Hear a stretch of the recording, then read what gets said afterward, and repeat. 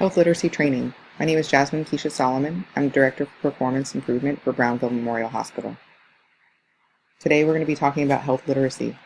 Health literacy is defined as the ability for healthcare providers and patients to clearly communicate health information and the ability for patients and caregivers to obtain, process, and understand healthcare information. The key concerns that we need to address are the staff's ability to clearly communicate with patients and language and cultural differences that relate to health literacy. At Brownville Memorial Hospital, we send out a patient satisfaction survey every year. This year, we found that patients do not feel that they're being communicated healthcare information adequately. Patients stated that they found health information they were given confusing and they did not know how to act on it.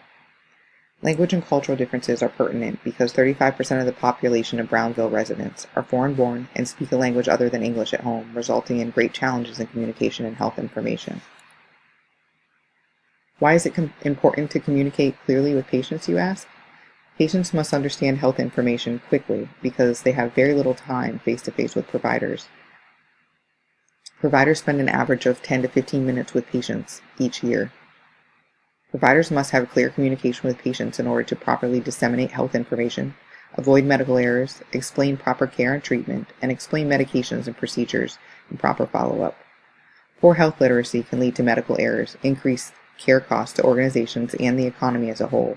This results in negative effects on healthcare systems and on the community and the population. Poor health literacy affects the way that the population makes lifestyle and health decisions and changes overall health outcomes.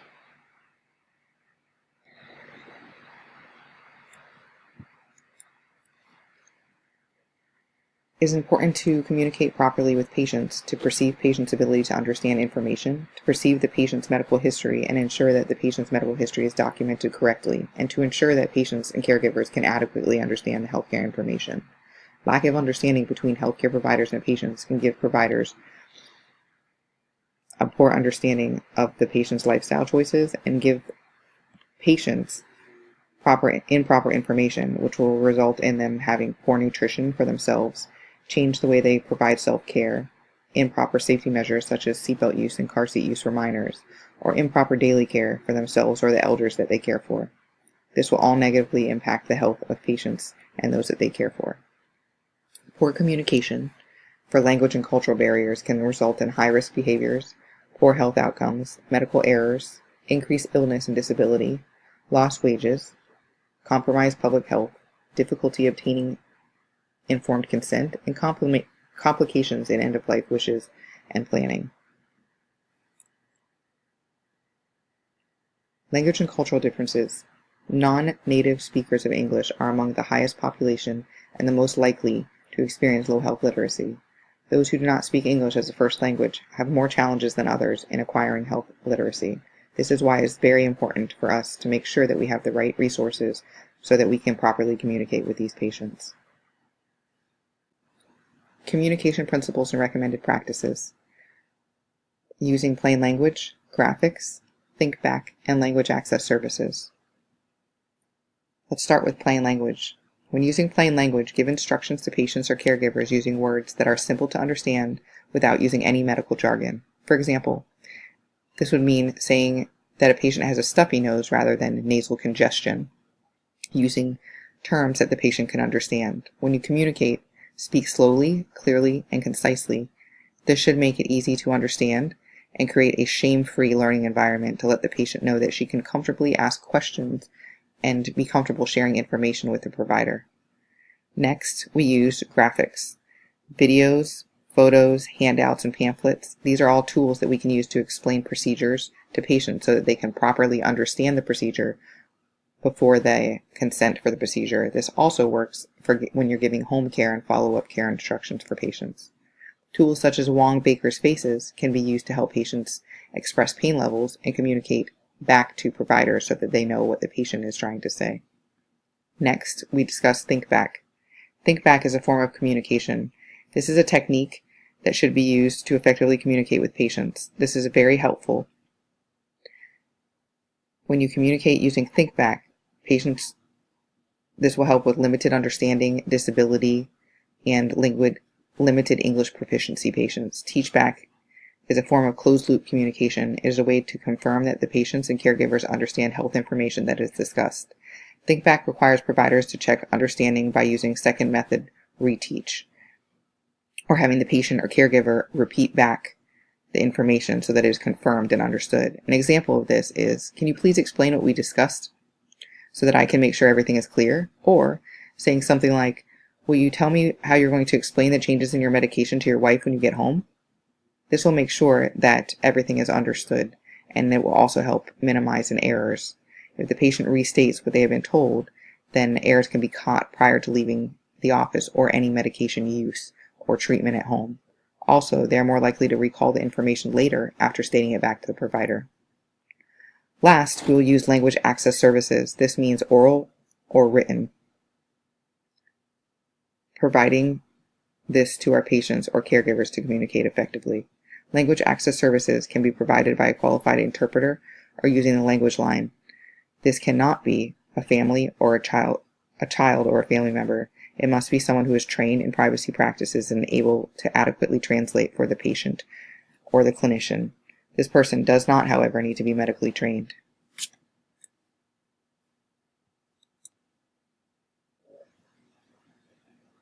The National Action Plan to Improve Health Literacy is an action plan that was created by the United States Department of Health and Human Services in 2010 to help people obtain a better understanding of their health and the healthcare information. The plan seeks to engage all people in a linked multi-level effort to create a health-literate society. The goal of this plan is to make health information more understandable and result in improved outcomes. We are going to be addressing goals 1 and 2. The first goal is to develop and disseminate health information safely and accurately and make it accessible to all. Second is to promote changes in the healthcare delivery system. This means improving communication and helping with decision-making and access to health services. You can apply this in your practice every day when you're talking to patients, making sure that you're communicating effectively and that they are understanding and you make sure they have access to everything they need to help communicate, or once they get home, that they have the correct resources to continue to understand their health care. Next, we discussed Section 1557 of the Act, the Affordable Care Act. This is non-discrimination provision, subpart C, in Section 92.201. This is meaningful access to language access services. Any entity involved in federal health programs or funding, or any organization that receives Medicare and Medicaid reimbursement from federal health programs will have a legal obligation to provide language access services to limited English-speaking patients. This includes hospitals, health plans, clinics, nursing homes, physicians, and other providers. They must offer qualified interpreters to any limited English proficient patients. That also includes deaf and hard of hearing. The person to communicate must adhere to generally accepted interpreter ethics, principles including client confidentiality, and demonstrate proficiency in speaking and understanding both the English language and the language spoken by the patient. They must be able to interpret effectively, accurately, and impartially, and be able to express in such language that is understood by both parties.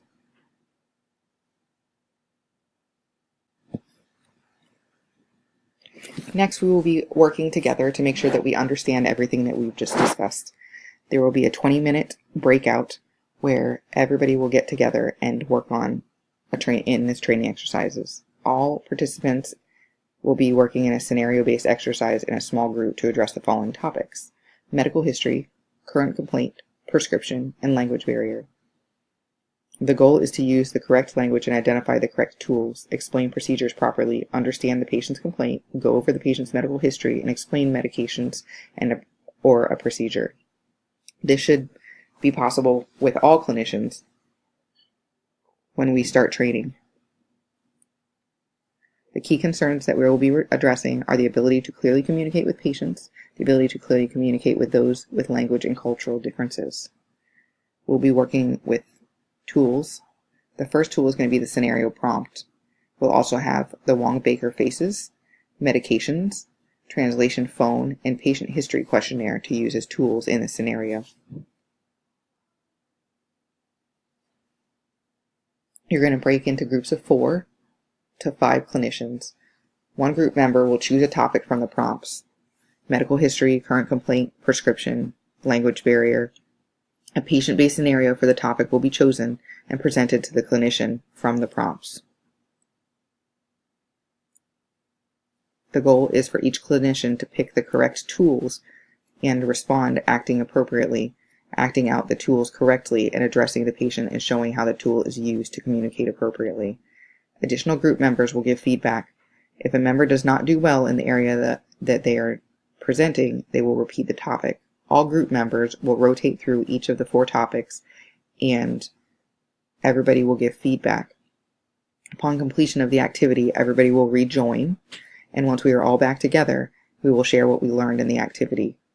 This activity is something that everybody should be able to do, and you should be able to use all the tools that we learned today. Graphics to show to the patient what is going on with their medication.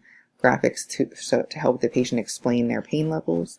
There should be prompts that will help you use tools such as ThinkBack and simple language, and also you'll find a need for interpreters. At completion of this activity, both of the key concerns should be addressed, and you should have a good understanding of healthcare literacy. Again, in closing, healthcare literacy is the ability for healthcare providers and patients to clearly communicate health information, and the ability for patients and caregivers to obtain, process, and understand information. If you use the tools that we've learned today, you should be able to adequately communicate with patients. This should show a return of positive patient feedback next year in our surveys, and we hope that it minimizes medical errors and helps everybody have stronger communication with better outcomes. Thank you.